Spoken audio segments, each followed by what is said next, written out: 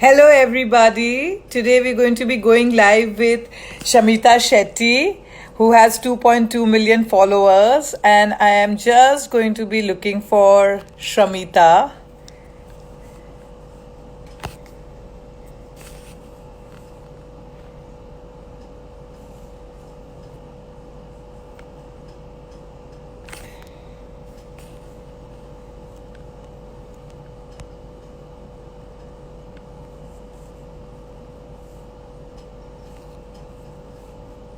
Hello, I'm just trying to go live with Shamita.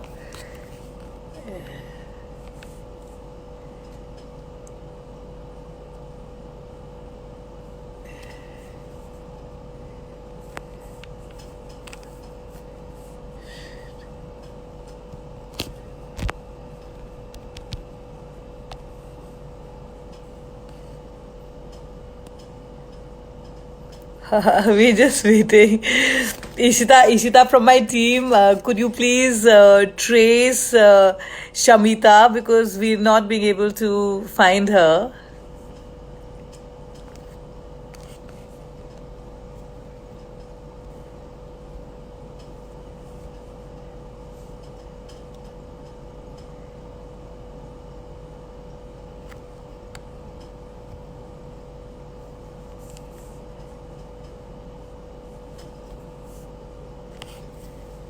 So, just till the time Shamita is joining us, a bit about Women Inspiring Network, which took shape during the lockdown in April. And we did a webinar with 70 speakers and had a 5 million reach where we had media personalities, women entrepreneurs, fashion designers, influencers, actors. May we did the Winning the Lockdown series. And of course, in June, we're doing the film series, and we hope to reach 10 million audience. And then we have the sustainability pledge coming up. And we can see Shamita joining us.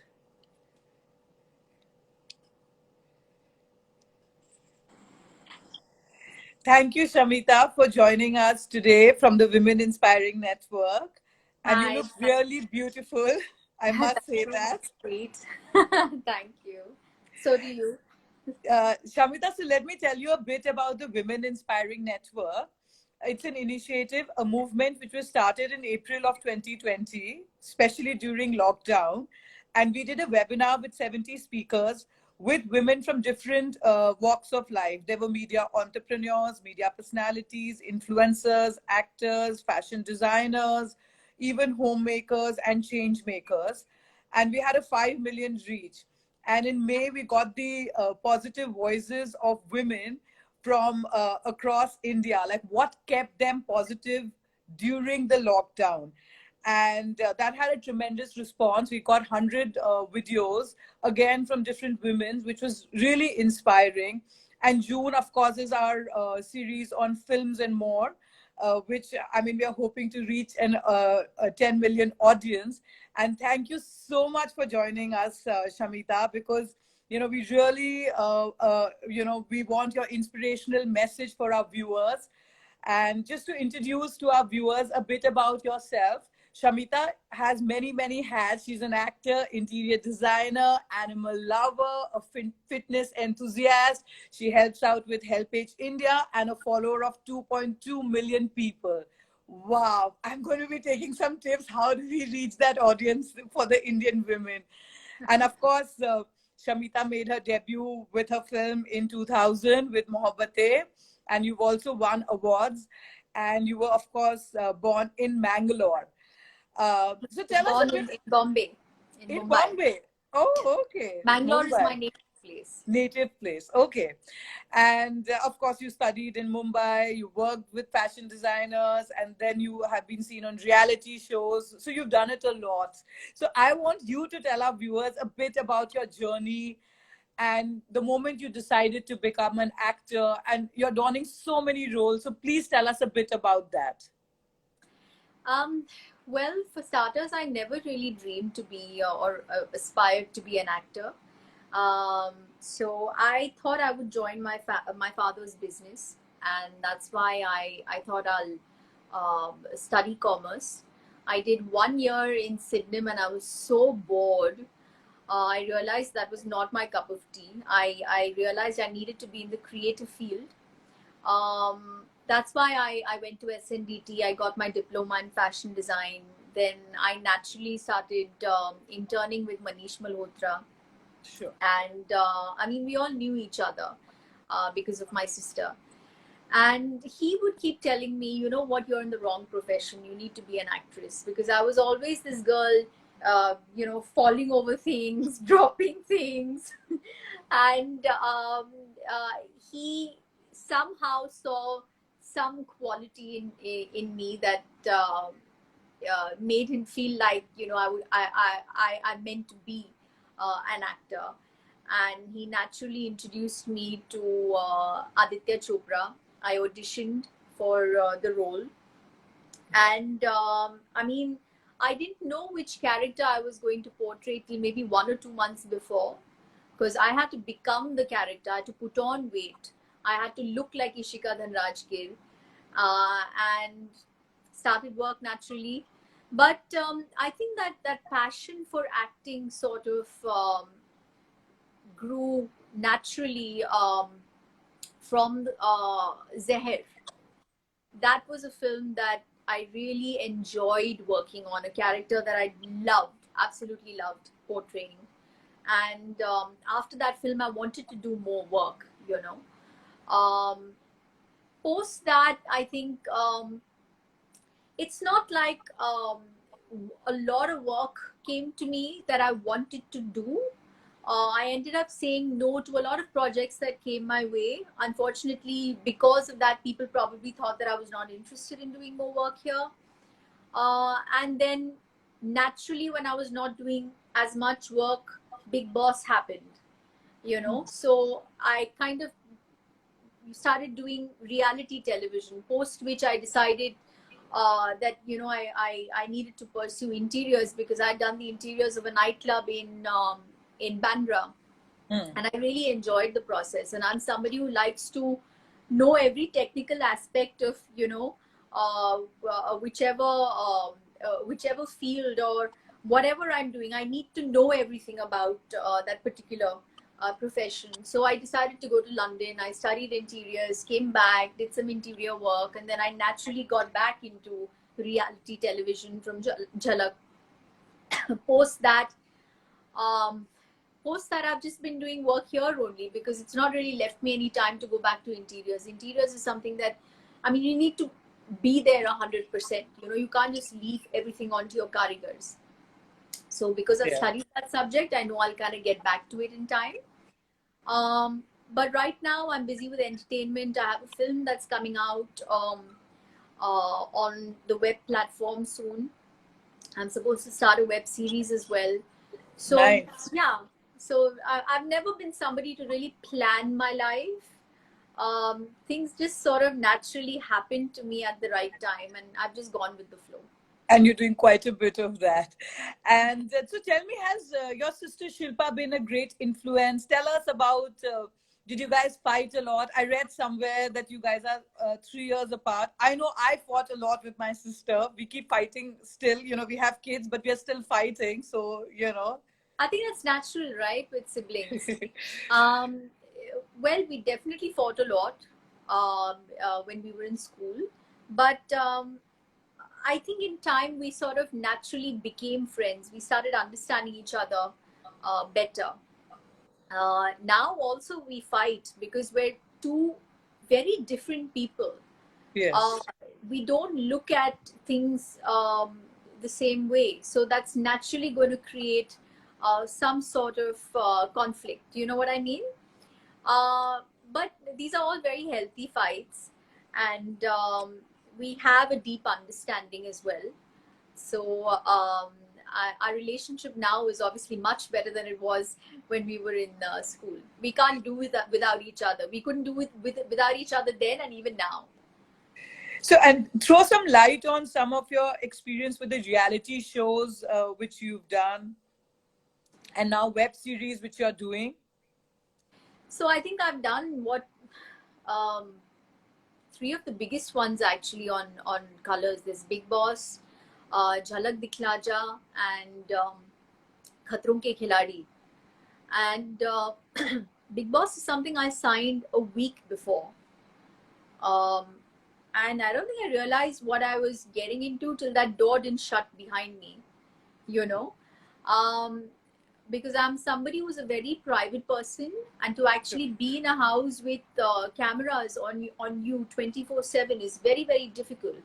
You kind of become immune to it after some time, but I think I definitely came out stronger. I came out more confident. I came out uh, uh, with better understanding of Hindi, because I remember I was punished several times in the house for speaking in English. Now, of course, everybody just breaks the rule in that house, but at that time, we followed the rules. We were punished if we didn't. Jhalak Dikhla Ja also. I think they'd approached me 2 or 3 years before as well, and I didn't want to be a part of the show, but then it just came to me when I was ready. I thoroughly enjoyed the process because I absolutely love dancing. Um, it was not, I mean, we were dancing 10, 12 hours every day, so it was extremely tiring. But if you love dancing, you're not really going to feel that pain as much, you know. Khatron Ke Khiladi, I don't know why I did. It was one of the most traumatic experiences of my life, I think. Uh, but and given a choice, I would never do that show again. Never. I really don't know what I was thinking. It's very, very tough. So when you were talking about the reality show and you all were locked in, and suddenly, my thought is coming back to our lockdown, which the whole country sort of just witnessed. So please throw some light on what kept you positive and during the lockdown. And, also give us some fitness tips, for our viewers, especially because, even though now, of course, we are in the unlocking phase, but people are too scared to sort of step out to do exercises. I play tennis, and my coach says that, you don't have to touch the ball. And I did brave it. And I live in Delhi now. I used to live in Bombay, but I did brave it on Saturday, and I went and I played, but I was so scared. Like, mentally I was stressed out, but yeah, I didn't touch the ball, so I guess it should be fine. But so I want you to tell us a bit about When I think when this sort of initially, the initial stages, the first few weeks were definitely very, very difficult for me as well. Emotionally, I was getting a lot of anxiety with what was happening around us.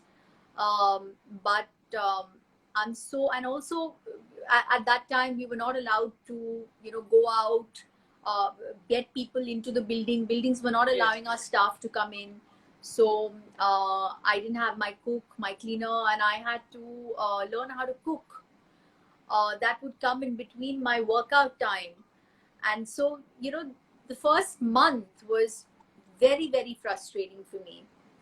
And then luckily for me, luckily for everyone, actually, technology gives us a chance to actually, see our family members, our friends now, so you don't feel as lonely. You know what I mean? You otherwise it would get very, very difficult. So I would speak to my family several times. I would meditate, and then eventually I sort of got over it. I adopted a kitten.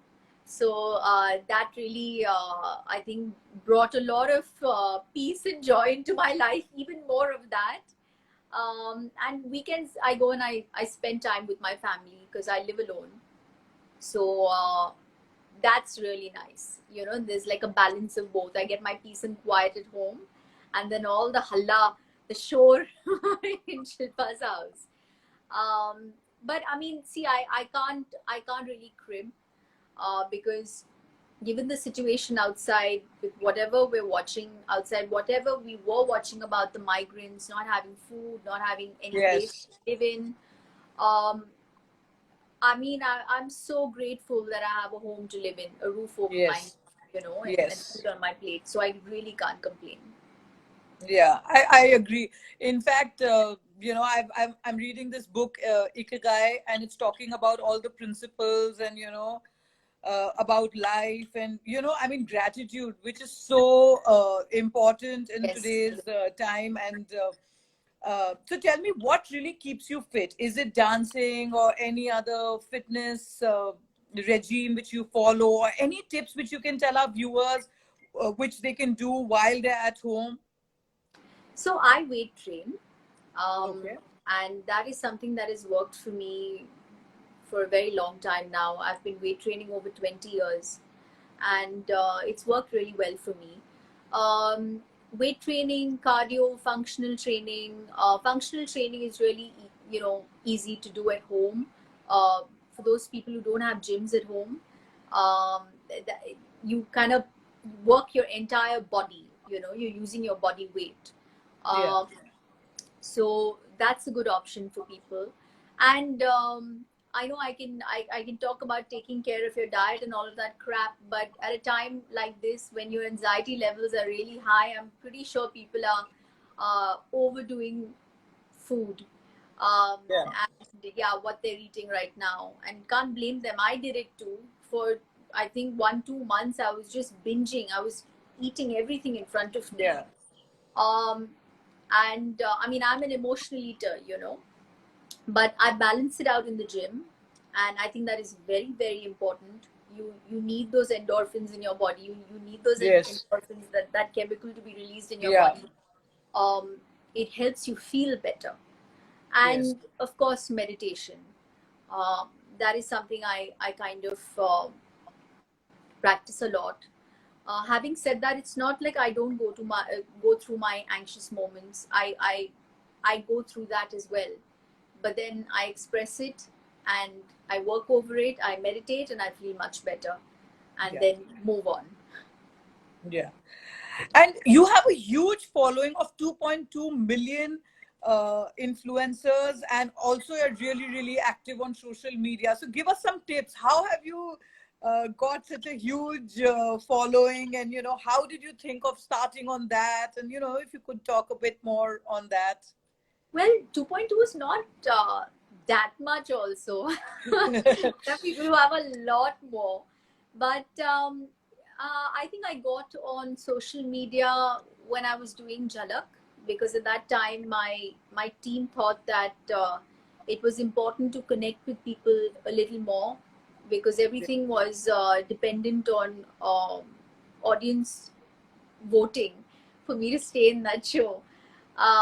Also, I honestly, the only thing that I was on before was Facebook. I used to like Facebook. It wasn't very intrusive. Plus, you can kind of pick and choose who you want on your page, on your platform.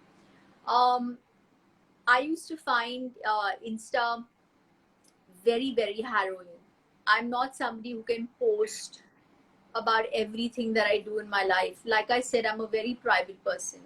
But then in time, I sort of started enjoying it. Doing. You know, um, Having said that, some people are, I think, quite mean with their comments sometimes. But there are also some people who are really kind with their words, uh, and say some really nice things. So it's a balance of both. So Ishita actually has asked one of our audience that how do you deal with negativity on social media if let's say someone's trolling? She just asked that question, so I thought I'll ask you. Um, Most of the time, I ignore it, because I'm somebody who also reads my comments. It's not like I post and I don't read. Sometimes when I can, I also respond to some of them. But I mean, if it is something that I am that really, really offends me, they say something about my family, or but when they say something about my family, yeah, that's something I won't tolerate. I think once or twice I did put up a post um, expressing exactly how I felt about negative comments or trolling. But I don't. I don't give it as much importance to really, um, get bothered about every time I post something. You know what I mean?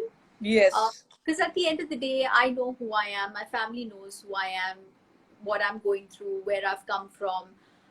So I don't really owe people an explanation. Yeah. And was content creation easy for you during the lockdown or for your social media? Any, Content creation. I mean, anything like, was it easy for you to do No, that or no, no? not really. I'm not somebody who's going to sit and click pictures of me every day and videos of everything I'm doing. I can't do. I just can't. But then again, my team will call me up and give me a piece of their mind, and then I put up something that I can. But you see, the thing is, as much as possible, I try and put out something positive, something that will help someone else. You know, um, I like to use my platform for that. Yeah. And tell us a bit about your childhood. I saw one question that you were a naughty kid, so I thought I'd ask you that I was question. not a naughty kid. I mean, maybe I was. I don't know. I was very quiet, an introvert. Okay. Um, and yeah, maybe a lot of my teachers didn't like me because I was naughty. Uh, I hated following rules, but eventually I did. I was also a good student. I was heavily into sports. So it's not like I was Which, someone who which came which first. sport did you like playing? I was an athlete, a sprinter. I played volleyball, state level, and yeah, these two. And what is the evolution of the women you've seen in the Indian film industry in the recent years? Have you seen any change? Oh, Because you start, yeah, like any nice changes which you've seen, or where do you think we can be in the next few years? If you'd like to throw some light on that. I think for starters, women, not just in the industry, I think um, any profession, anywhere, women are finally speaking up. If they don't like something, they're expressing themselves. They have an opinion, and they make sure that they express it. I like that. As far as women in our industry is concerned, I think the industry has really changed. I entered the industry 20 years ago. The kind of work you see women doing today is absolutely fantastic. Now, also, the audience is more accepting of these stories. They're fine seeing women-centric films. So the demand also has changed out there. We're living in a day and age now where people no longer keep quiet, and it's not just about men and women. When there's something wrong that happens in front of them, um, we express That it. there is a change. And Yes, I there's can see one. I can see one of your fans saying Shamita is so quiet and beautiful and peaceful, and her smile is so amazing. I'll see. Thank you. And tell us a bit, like, which was your favorite film and which inspired you to become an actor, or which has been your all-time favorite film? My all-time favorite is Lord of the Rings.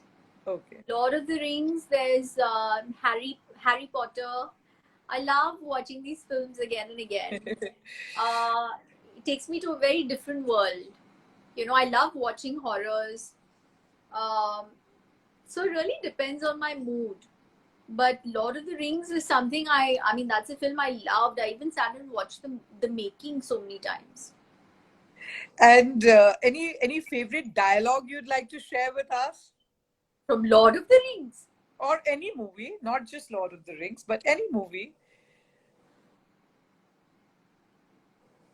or Uh, something which inspired you? Let's say, okay, let's talk about a movie which has inspired you when you were growing up, and then you thought you would want to be an actor. Did that happen? I never wanted to be an actor. I was so shy, this complete tomboy. I never thought I would be an actor. But So, I mean, I was always fond of dancing, yes. I would never miss Madhuri Dixit's songs. songs. Yeah, like I would really look forward to them, but nothing. I'm not somebody who really remembers dialogues and all that.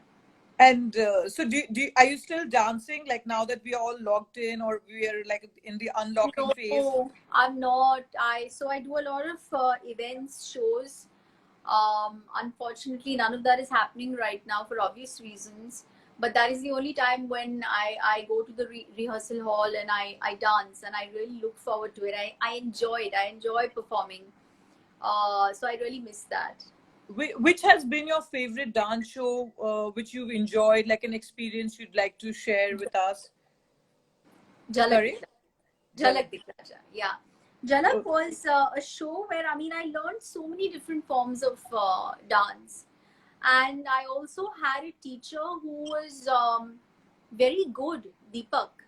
So he's someone who would really like go to the basics and teach me every form really well. He was very patient with me, and I thoroughly enjoyed it. I mean, there were times when I would barely sleep for like 3-4 hours. I'd come back so tired, but because I was so tired, I could not sleep. I barely saw my family for like what 4-5 months. I think the show went on for quite some time. So I barely saw my family. I'd go early in the morning and come back late at night. But I thoroughly enjoyed the show. I broke my nose in the show, but I still continued. And I don't know how many parts of my body I injured, like permanent injury. But I enjoyed myself. so Zohaib has written that he enjoys your TikTok videos, and please throw a bit of light on TikTok. So I mean, TikTok is something I enjoyed. Um, I mean, very honest, it's something I enjoyed initially. Um, it there was some really people would put out some really innovative or funny videos, and during the lockdown, of course, it was great time pass. But I don't know. I think I've gone off TikTok a little, so I've just stopped. Making also shooting those videos. It takes too much time, yeah, and I don't have that kind of patience. Sometimes you shoot something that takes you half an hour to record, and then you barely get any likes for it. So I TikTok is an audience that I probably don't understand as much. But having said that, people are way more people are kinder with their words on TikTok than Instagram. Yeah. Yeah. Okay, because I'm just on Instagram, and it has been, when we started the Women Inspiring Network, actually, I have been part of some of the international women programs. I got selected for a program as a emerging entrepreneur from India in 2011, which was in the United States, and the program was by Hillary Clinton, who's the Secretary of the state. And the idea was to connect emerging women leaders with Fortune 500 women with C positions like Ariana Huffington, Sheryl Sandberg, and the likes, Indra Nooyi. Nice. And it sort of made me think, and I've been actually been wanting to do, because my main business is actually into public relation and social media, which is what I started in Bombay. And I Oh, live in Delhi now. Yeah, yeah. But, it was like the lockdown which sort of gave me, I keep doing my bits and pieces for women initiatives, but I never really had the time. But the lockdown pushed me.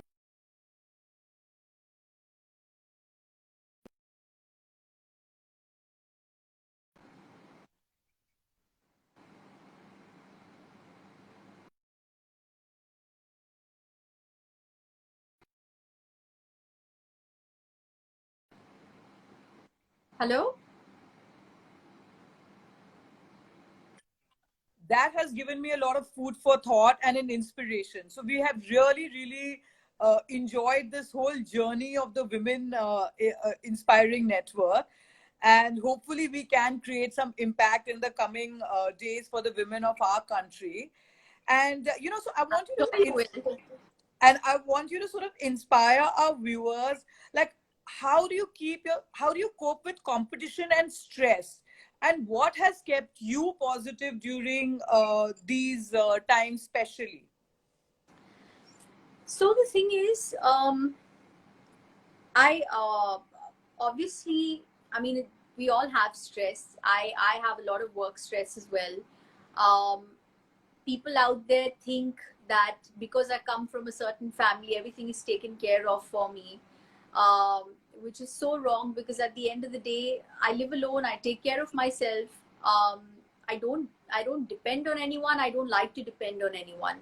So when I'm really stressed out, I think the one thing that really kind of takes me through is gratitude.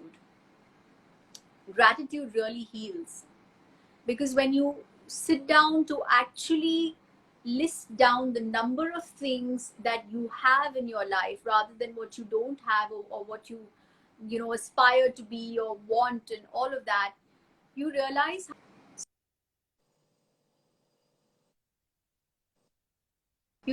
how lucky you are, and how gifted you are, how blessed you are. And that feeling of gratitude really heals, you know. It makes me, just move on. And so I, there are, I mean, there are times when I say stressed, I mean, like I really get anxious, because we don't really know what's going to happen in the future, when or how work is going to start, you know. I'm somebody who likes to, I'm also a planner. I have a bit of OCD. So I need to know what I'm doing. I need to have a little bit of a plan. But right now, with everything that's happening around, I don't really have one. Don't know where to start from, you know. So the only thing that is taking me through is, I think, the endorphins that release in my system when I work out and is when I meditate. Yeah, and I make sure I watch happy things on TV. Uh, especially when I sleep, because Yeah. that's the mood you kind of wake up in. I read something inspiring or nice. I don't indulge in too much negativity. Let me put it that way. Yeah, that's a really good attitude to have, because if we sort of look over, and what you mentioned about gratitude, world over everybody is impacted, whether Yes, business, absolutely. everybody. So it was actually also, when I look at it, it was time for us to reset ourselves, rethink, internally. I mean, we all were always so busy, we never really had the time. And Absolutely. now, I mean, look at us, we're all connecting virtually, and yet our lives are still going on. I mean, when I'm hearing stories, I get inspired every day. So I just feel it was time for us to reset ourselves, because what we really did with the, environment. We have another Yeah. question. Yeah, we have another question from the audience. How do you cope with failure? Ishita has asked that. Um, how do I cope with failure? Now, when you say failure, uh, you know what I mean? It's kind of subjective. I mean, at the end of the day, we have our goals. We feel like we've not achieved them. We feel like we failed. But then that is the time you really need to kind of, I talk to myself a lot. So that is the time you kind of need to understand how much you've achieved. It's not about what you've not achieved. You know what I mean? I have my goals too. Um, and I've been through some dark patches, dark phases in my life too, where um, my life or my career didn't exactly go the way I wanted it to. I started off with the best. I started off with Yash Raj Films, and I thought everything would be hunky dory post that, and that was the kind of work I was always going to do. But unfortunately, when I was pushed out into the world, I realized that shit, it's tough out there. It's not that easy to say no to work when you don't have any work. Whatever Sure. work is coming to you, also to say no to that is very, very difficult. Yeah.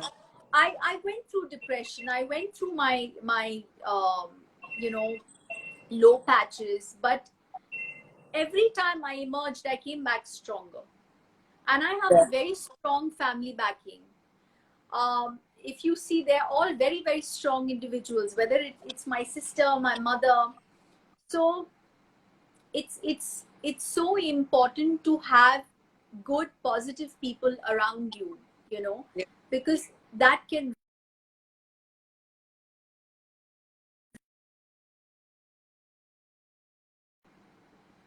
And when I went through those difficult patches, I I got help as well. So I got the right guidance as well. That's what kind of helped me through. But I think the most important thing that really uh, helped me through all my difficult phases was spirituality. That is something Yeah. that gave me a different kind of strength. Uh, I never wanted to give up. I reached a stage where I started questioning everything in my life. Why things happened a certain way, or why certain patterns repeated in my life.